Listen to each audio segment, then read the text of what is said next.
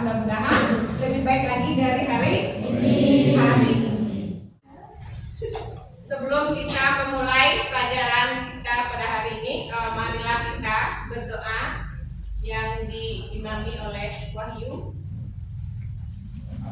Baiklah, sebelum kita belajar, marilah kita berdoa. Berdoa dimulai.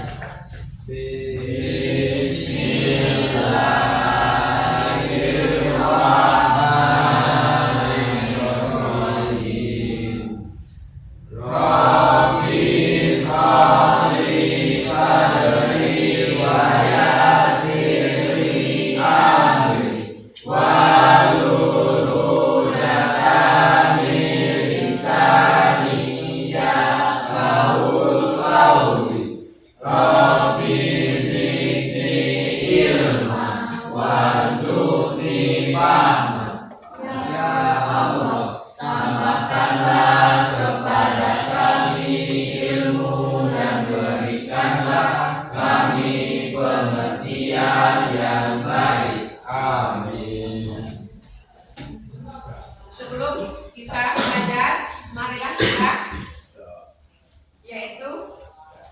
meningkatkan semangat kita dan mengingat untuk meningkatkan semangat nasionalisme kita. Marilah kita menyanyikan lagu wajib nasional.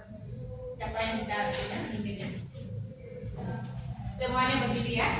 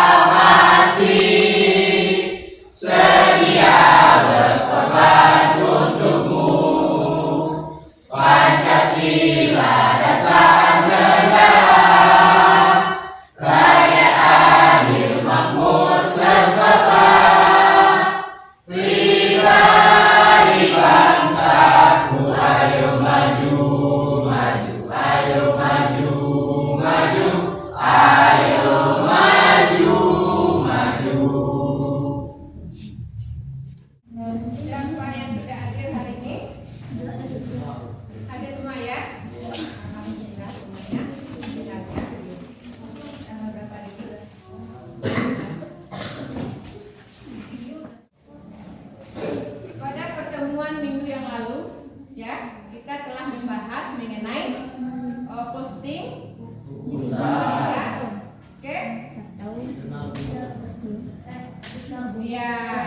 siklus akuntansi perusahaan jasa pada tahap pencatatan, yaitu posting ke usaha dari jurnal umum ke usaha.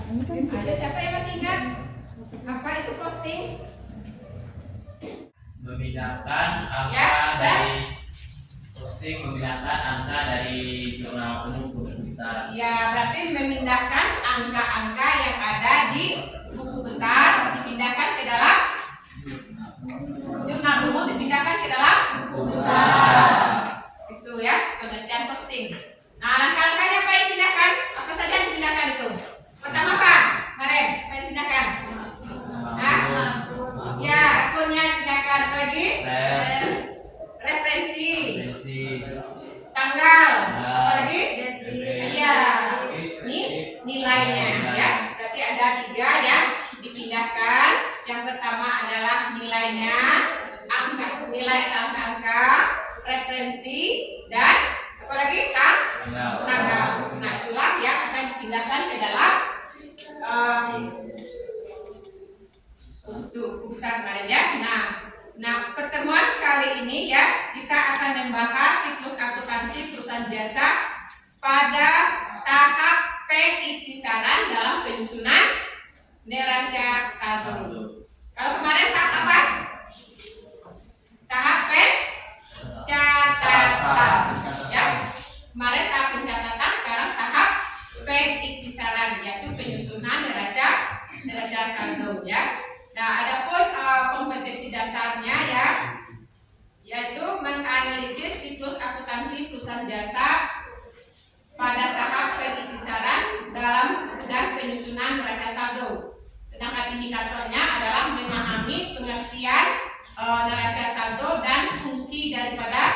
neraca saldo, dan yang kedua menyusun neraca saldo berdasarkan hasil posting ya dan buku besar.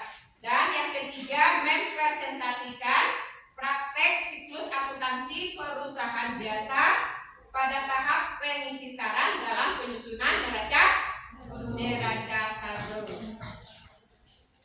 Nah, baiklah, untuk ya memulai pembelajaran yaitu kita langkah apa tadi yang dilakukan ya selanjutnya setelah posting ke buku besar tadi, langkah apa?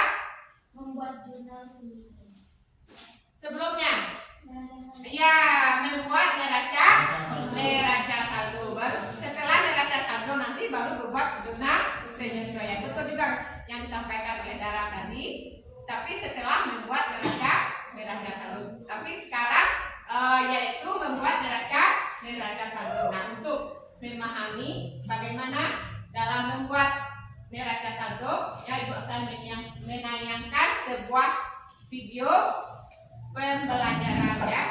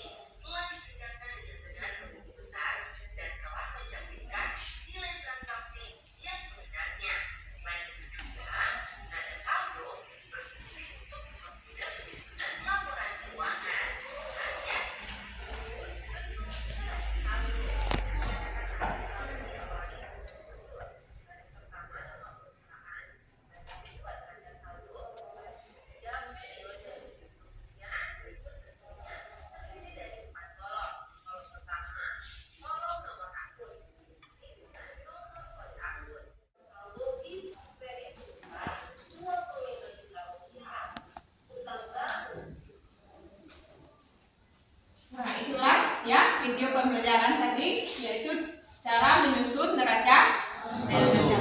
Nah, untuk ya pembelajaran kita agar bisa lebih ya baik. Nah, untuk itu kita duduk dalam berkelompok.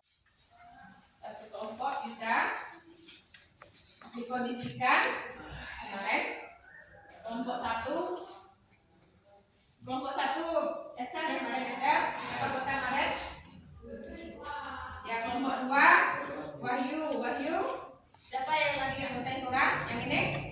Ini masuk sini. Kelompok Nawa sini ya. Dengan siapa nih? Ya.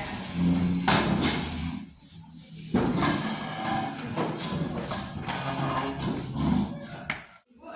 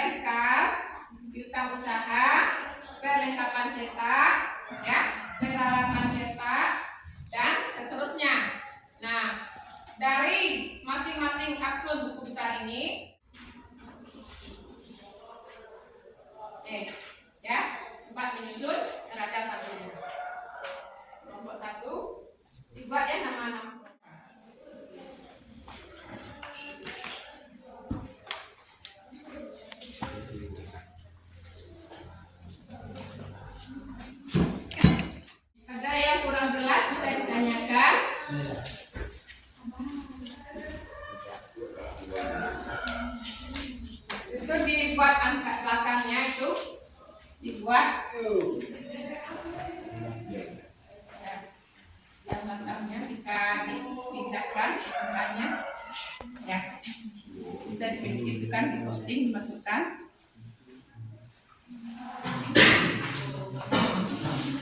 Ini kan kas ya.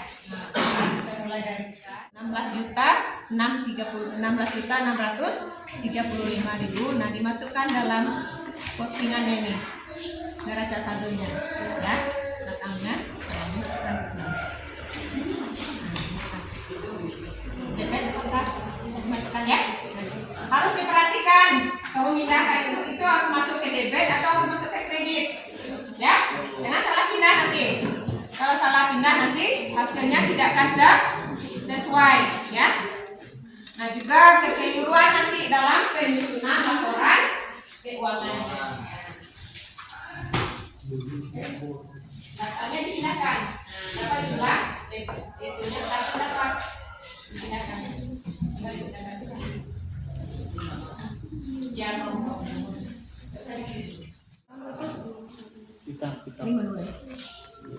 kita usaha dalam Rekor. kalau piutang masuk debit atau kredit? Ya.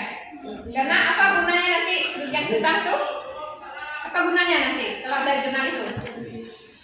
Sudah sampai ke jurnal penjualan. Nah, nanti setelah ini kan kita akan belajar mengenai jurnal penjualan. Makanya ada cadangan kerugian, adanya akumulasi penyusutan di gunanya ya. Nanti disusun aja.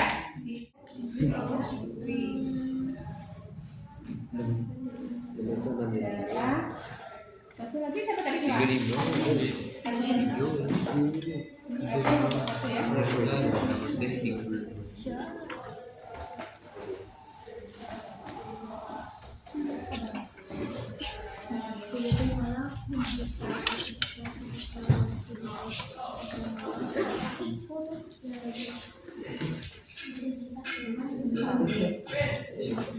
Yang akumulasi itu dikosongkan saja ya, nanti berguna untuk jurnal penyesuaian setelah adanya saldonya. Diserikan saja kalau yang tidak ada itunya jumlahnya.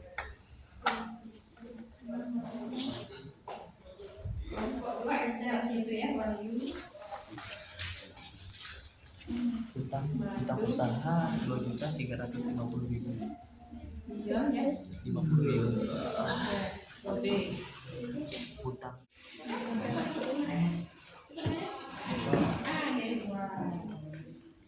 Dua tanggalan. Dua ya.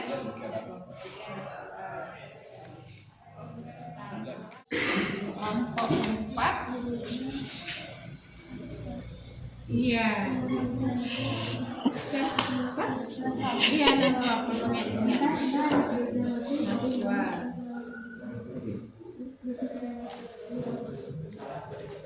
Oh ya benar.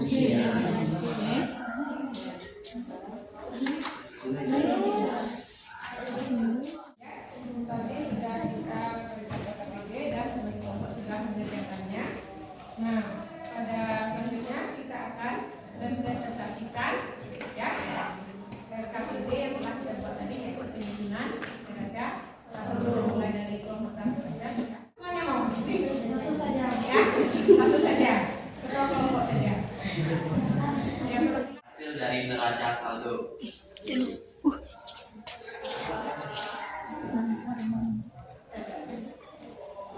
Kas bertambah 16.635.000.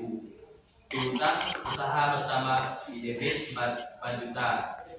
Cadangan kerugian piutang tidak ada. Perlengkapan cetak bertambah di debit 3.350.000. Sewa dibayar di muka bertambah di debit 6 juta. Peralatan cetak bertambah di debit 13.900.000. Akumulasi penyusutan peralatan cetak tidak ada. Mesin cetak bertambah di debit 28 juta. Akumulasi penyusutan mesin cetak tidak ada. Utang usaha bertambah di kredit 2.350.000. Utang biaya bunga tidak ada. Utang PRI bertambah di kredit 15 juta. Modal Trimelita bertambah di kredit 50 juta. Pendapatan cetak bertambah 16.000. Biaya kebersihan bertambah 900.000, 9.700.000. Biaya kebersihan 400.000. Biaya iklan di debit 650.000. Biaya listrik 200.000. Biaya air 225.000. Biaya gaji 2.500.000 di debit. Biaya dana sosial 150.000. Biaya perlengkapan cetak tidak ada. Biaya sewa tidak ada. Kerugian piutang tidak ada. Biaya penyusutan jembatan cetak tidak ada. Biaya penyusutan mesin cetak tidak ada.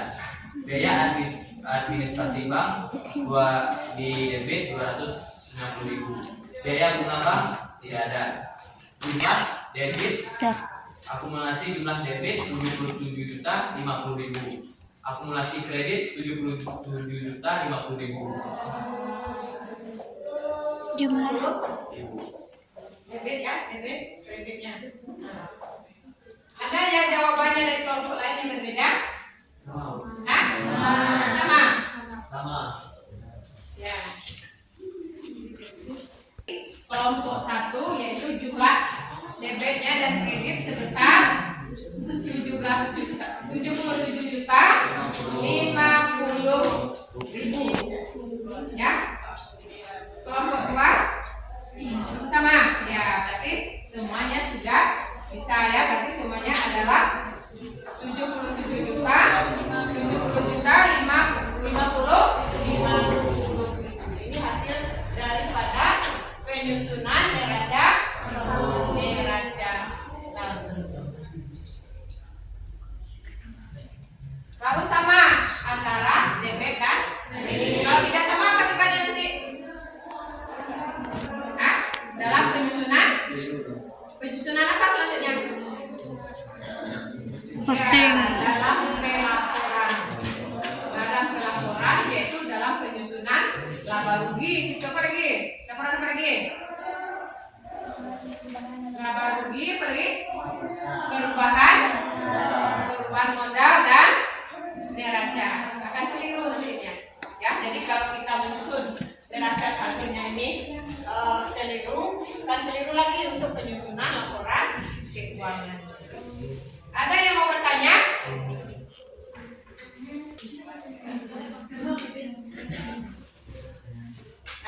Kelompok tuh ada yang menanyakan? Ada yang menanyakan? Kelompok 2?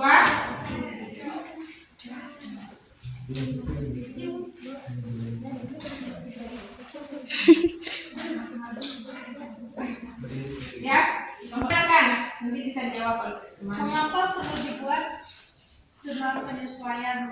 ya, nanti berarti setelah ini kita akan membuat apa? Jurnal penyesuaian. Tapi sebenarnya materi itu untuk penyesuaian. Nah, jurnal penyesuaian ini mengapa perlu dibuat? Ada yang bisa jawabnya? Ya? Mengapa dibuat jurnal penyesuaian? Supaya balance. Untuk menyesuaikan perkiraan buku besar yang masih perlu disesuaikan agar perkiraan tersebut menunjukkan angka yang sebenarnya sebelum penyusunan laporan keuangan. Nah, ada ya sejenis ya yang perlu disesuaikan. Nantinya yang perlu disesuaikan sehingga menunjukkan angka yang sebenarnya. Apa saja itu? Yang perlu disesuaikan, yang dibuat dengan penyesuaian itu?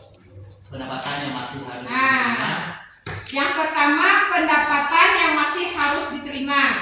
Berarti itu sudah menjadi hak kita, tapi langganan kita belum membayarnya. Sementara kita harus menyusun laporan keuangan di akhir periode, yaitu pada tanggal 31 Desember. Ya, itu harus disesuaikan mana yang sudah menjadi hak kita. Ya, itu maksudnya itu mana yang betul-betul menjadi pendapatan yang masih harus diterima, yang menjadi hak kita ya, yang betul-betul menjadi pendapatan dari kita. Yang kedua apa lagi? Pendapatan diterima di Pendapatan diterima di muka. Apa ini pendapatan diterima di muka? pembayaran awal. Hah? Apa itu pendapatan diterima di muka? Diterima di muka. Apa itu? Contohnya apa? Pendapatan diterima di muka. Apa? Hah? Kot. Nah, kamu pernah itu misalnya itu ya memesan kartu undangan misalnya. Ada yang sudah pesan kartu undangan sini? Belum. Ya, misalnya kartu. Sana apa misalnya? Kartu undangan, tapi misalnya kartu undangan itu misalnya kita bayar per sekot itu. Per sekot. Per sekot tidak dibayar seluruhnya, cuma dibayar sebagian saja ya. DP. Nah, itu maksudnya di situ berapa ya yang sudah betul-betul menjadi per sekot itu. Yang penghasilan yang kita terima. Ya itu maksudnya itu. Dan ada lagi yang lain yang mau bertanya lagi? Ada lagi? Itu ada soal post test ya, soal post test dibandingkan. Tadi sudah ada soal post testnya di awal. Di sini ada soal post testnya di sini. Nah, di sini soal post testnya.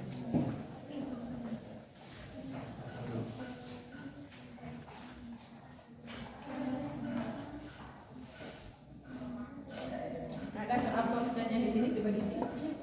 Hai.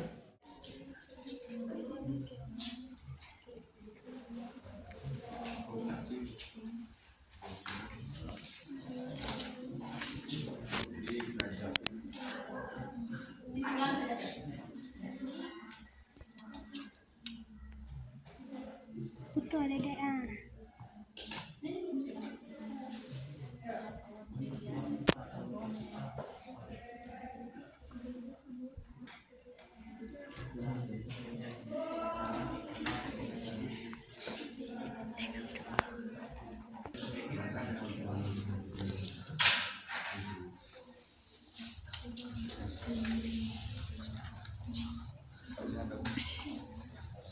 Betul ya dek.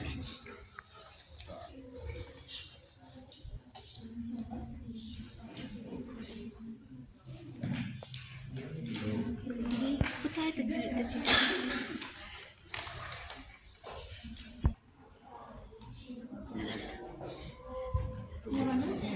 Di sini. Mau satu apa?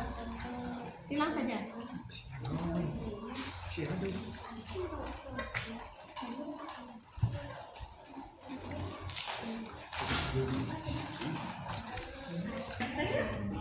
Apa yang berani?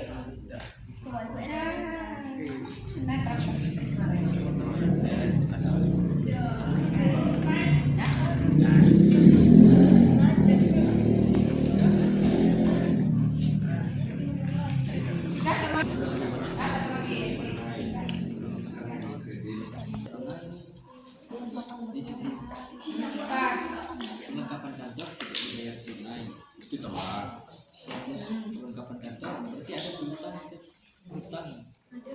Sisanya 150.000 B. dengan kredit kelengkapan kantor pertama ini bayar amal berarti B. Ya. Pembelajaran kita hari ini yaitu pembicaraan tahap Silau. pembicaraan yaitu penyusunan neraca saldo. Siapa yang bisa menyimpulkan materi kita pada hari ini? Ya, Wahyu ya, Yu ya. Ya.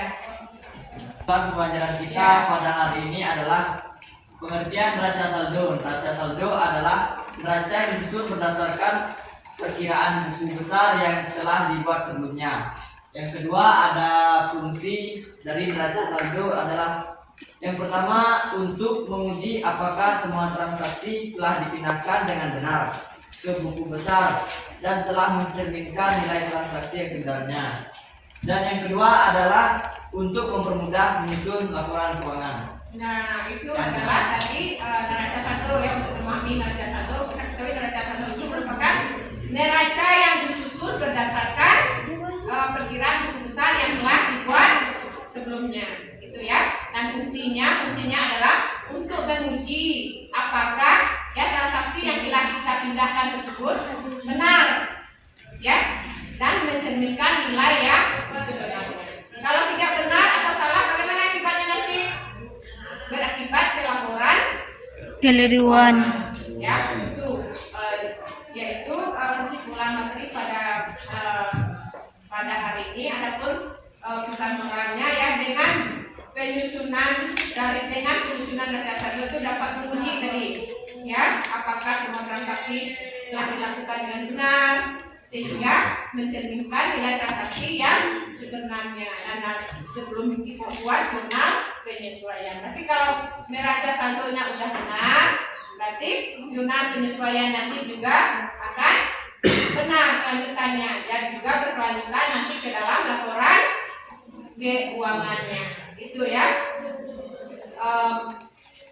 itu adalah pelajaran kita hari ini. Dan ada yang itu lagi untuk materi kita pada hari ini ya. Hanya inilah ya materi kita pada hari ini. Saya tutup dengan Waalaikumsalam warahmatullahi wabarakatuh.